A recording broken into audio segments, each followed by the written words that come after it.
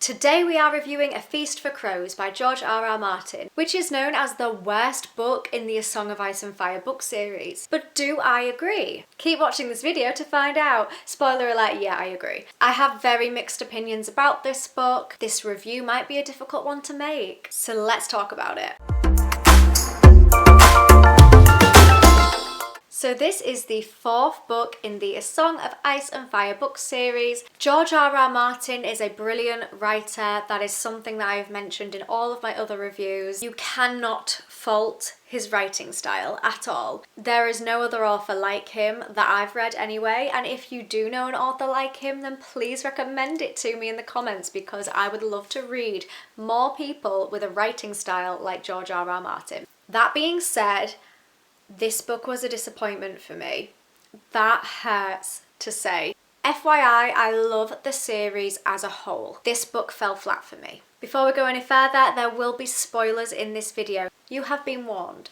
I have not watched the TV show, so this review is coming from somebody who has nothing to compare it to. I've just read the book. So this book is a very different installment to the previous ones, because unlike the other books, this does not have the point of view of all the main characters. I believe this book and the next one are split in half, so half of the characters are not in this one and half of the characters are not in the other one. Now it is a shame, because the majority of my favourite characters are not in this book, and this is a chunky book. Therefore, it was quite slow and draining and a bit boring for me, I'm not gonna lie. Because the plots and the storylines that I was particularly excited for were not mentioned in this book at all. And I did not realise that before reading this book, so I got about not even a third of the way in and thought, where are the rest of the characters? And then I'm pretty sure I read Martin's acknowledgement or something, or the author's note, where he mentioned that he'd split it in half, and when I read that I was really gutted. So in A Feast for Crows there is no Jon Snow, there is no Tyrion Lannister,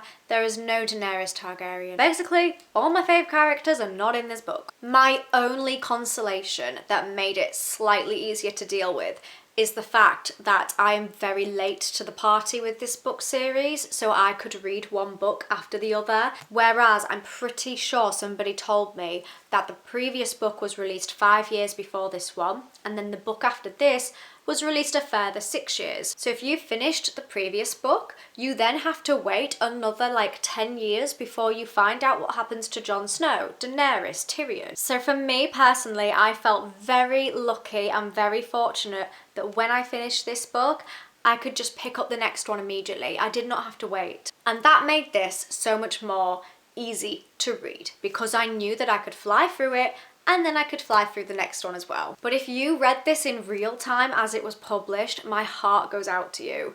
I can't imagine the type of pain you've experienced. So we've got Cersei, we've got Jaime, we've got Brienne of Tarth, we have Sansa, Samwell Tarly, a little bit of Arya sprinkled in there. So there are still some good characters in this book, don't get me wrong, but it is still the weakest book in the series so far, in my opinion, and that is the great thing, is that we can all have different opinions. Let's start off with discussing Brienne of Tarth. Such a brilliant character. She is a fantastic, well-loved character. She's very honourable, she's got some great values, some great motives, and reading things from her perspective is enlightening. So we get to learn more about her viewpoints and her adventure with searching for Sansa Stark. That's basically one of the key parts of Brienne's storyline, is how she has sworn an oath and she means to keep it. She's gonna try and search for the Stark gals. Someone commented on a previous video telling me that there is a link between Brienne of Tarth and Dunk from the Dunk and Egg stories, A Knight of the Seven Kingdoms. And when they told me that, I was so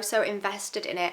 Now, I had not read A Knight of the Seven Kingdoms before reading this book. I had no idea who Dunk was. So I read A Knight of the Seven Kingdoms, and then I reread parts of A Feast for Crows so that I could film this review and have it fresh in my mind. And there is a chapter where Brienne is repainting her shield, which is very similar to the scene where Dunk is repainting his shield in A Knight of the Seven Kingdoms. So there is a parallel there between the two characters, which I did not realise until rereading this book. And I'm so glad that I picked up on that, because it just means that the bond between the two is so much stronger. They are both fantastic characters. I think that Dunk is probably one of my favourite characters ever. I just love him, and Brienne is a brilliant character too, so the fact that there is a link between them, it blows me mind. And that makes me want to reread the books again, because there's other things that you pick up when reading it a second time that you didn't notice first. Massive reread potential. So we also learn a lot more about Cersei Lannister in this book. Her plots were kind of on the slow side, but her point of views are very interesting. She's such a warped creature. Reading from her perspective is really weird because I just don't understand how someone's mind can think that way. She is a very toxic, messed up person. She makes awful decision after awful decision, and therefore it is satisfying when she gets arrested. I feel like this book is trying to create some sort of redemption arc for Jaime Lannister, but not for Cersei. There is no redemption arc for her. It's actually quite funny because she keeps belittling Jaime for being dumb, but she's actually one of the dumbest people ever, and she doesn't even realise it. She also feels like nobody wants her to be a leader because she's a woman, but actually, although that probably is part of the reason, people also don't want her to be a leader because she would be an awful leader. She's not proven or shown that she could be a good leader, and I think that that is also part of the reason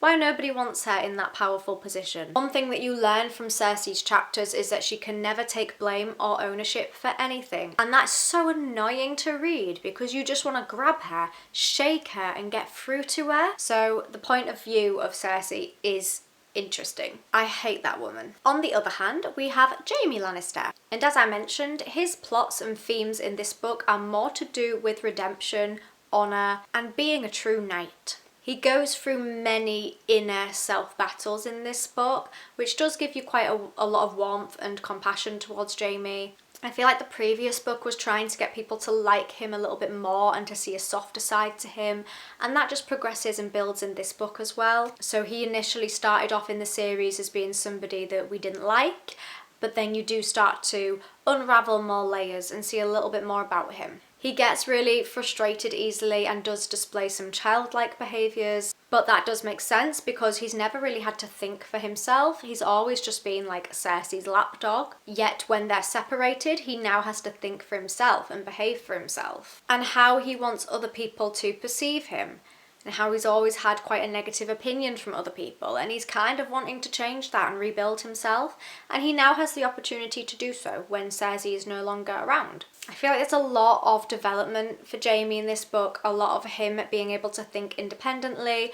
Obviously, he will always have that connection to Cersei. They are tied because they are twins, but he's just starting to develop and become his own person. I did enjoy that about this book. I do like Jaime's development and the adventures that he goes through, and also just reading from his perspective was also quite insightful. And in relation to Jaime and Cersei, we do also get a reference to Tyrion quite a lot in this book, because everybody is looking for him after he escaped and murdered Tywin Lannister, and everyone's painting him out to be an awful character, especially Cersei. She's got some really low negative opinions of him, but we all know that Tyrion's not like that. Her opinions are wrong. Tyrion's a sweetheart.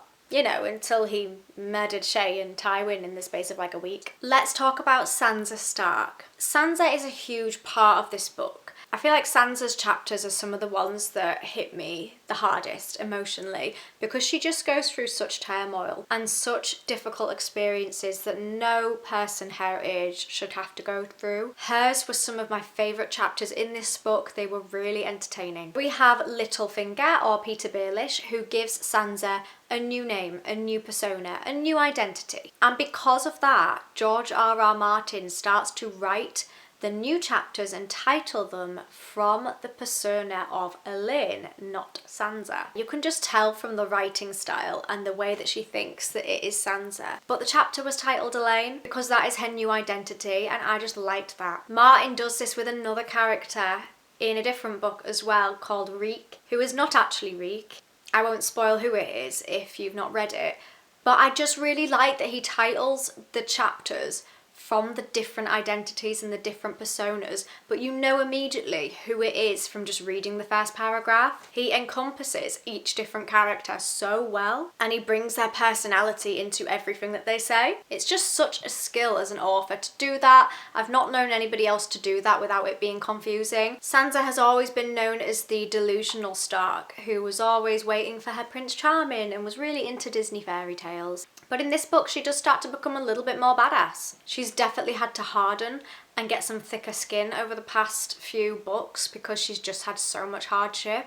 She's made questionable decisions in the past because she is just a child, such as when she was basically a prisoner trapped with Joffrey, and then she betrayed her father, essentially. Whereas in this book, she starts to become a little bit more smart, I feel like. Like, even just the way that she speaks to her sweet Robin, that little child whose name I always forget. It's like she's the only person who can get through to him, and she kind of manipulates him and tweaks him around her little finger.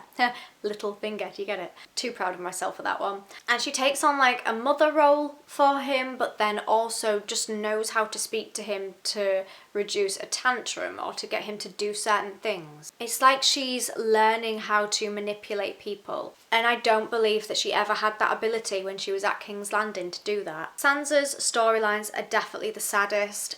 I just felt like, can somebody just give this girl a break? But her chapters made this book for me. They were the most entertaining. Remember, it's just an opinion, but I did feel like everybody else's kind of dragged and felt a little bit drony. We'll mention Arya a little bit, but if I'm being honest, her storyline does not progress very much at all. Similar to Sansa, she has to create almost like a new identity. We start to learn a little bit more about her time in Bravos. I'm pretty sure she's in Bravos, isn't she? If I've got the name of the place wrong, just feel free to let me know. Just correct me on anything. Yeah, there's like barely any Arya chapters at all. I'm just flicking through the whole book and I think Arya has about 3 chapters.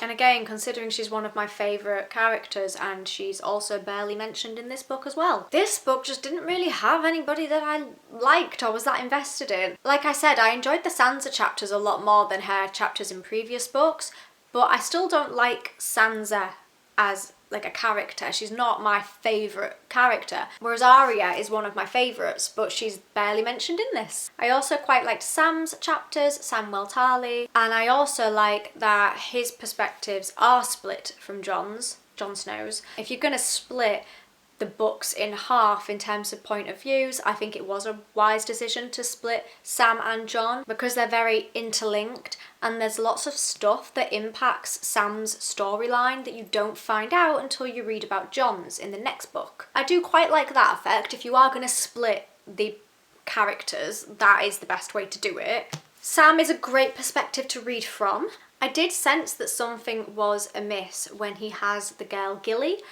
and she is just constantly crying on their travels on the ship. I was thinking, this is more than just seasickness. Like, she is full on crying 24/7. I knew that something was off, and then you later find out that she was forced to switch the babies. So the baby that she's nursing and caring for isn't even hers. She's actually had to travel far, far away from her own baby. That was really sad, and the way that Sam finds that out and kind of his revelation of that and his hatred at that time to Jon Snow, and there was a bit of like denial, thinking surely this can't have happened. All of that was really sad. There is a lot of sadness in this book series. So that was a plot twist that I wasn't expecting. I didn't expect that the babies were going to be switched. What a shame. And Sam is forced to take over a protective role over Gilly and her babe. In this book there's also a little bit around the Greyjoys and the Kingsmoot storyline. It was an interesting storyline, however I found a lot of those characters to be a little bit brief. Like, we touched upon them a little bit, but I don't think there was that much development. We learn a lot more about Asha Greyjoy. She's an alright character. I don't really have much to say. She's nothing special to me. I know that a lot of people really like her, saying she's one of the top female characters of all time in this book series. I don't know who I would say is the best, but I don't think it's her. She hasn't really added that much yet. I feel like that storyline with the Greyjoys and the Kingsmoot and all of that stuff, I feel like that is going to have more importance further down the line, and we were just starting to be introduced to it here. So that was an interesting one. It creates some kind of speculation and obviously makes you want to read the next few books because you want to find out what happens. I feel like each character's storyline ended on a low point in this book. Everybody was in a difficult stage of life. Everybody was experiencing hardship by the end of this book. But that is George R.R. Martin for you. So that is basically my review of A Feast for Crows. I rated this a 3 out of 5 stars. It was just a massive disappointment for me after the thrill and entertainment of the first 3 books. The tone had just been dulled down, things dragged on, things felt very slow.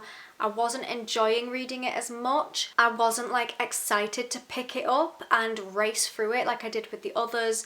The reason why I wanted to read this so fast was so that I could get on to the next book, not because I was enjoying it and wanting to know what happened in each chapter. So unfortunately for me, it did fall a little bit flat. That doesn't mean I didn't like it. I did still like it. It's George R.R. Martin. It's a great book. He's a great author. We've got to give him credit. It's not a bad book at all. It's just in comparison to the phenomenal other books in this series, this one's not phenomenal. I hope that is a balanced enough review for you. As always, thank you so much for watching this review. I really appreciate it. If you want to see the reviews for the other books in the series that I've done, then I will leave those in the description box, or you can find them on my channel. Please leave me a comment below letting me know what your opinions are. Do you agree with me? Is this the worst book in A Song of Ice and Fire? Or is this actually your favourite book? I would love to keep the conversation going, so please let me know your opinions. If you enjoyed this video, please give it a thumbs up to let me know that you did. And if you like my content and you want to see more from me, then please subscribe because it's free and it means that you can see my videos easier. I will see you next time, or rather you'll see me, and I hope that you have a wonderful rest of your day. Bye for now.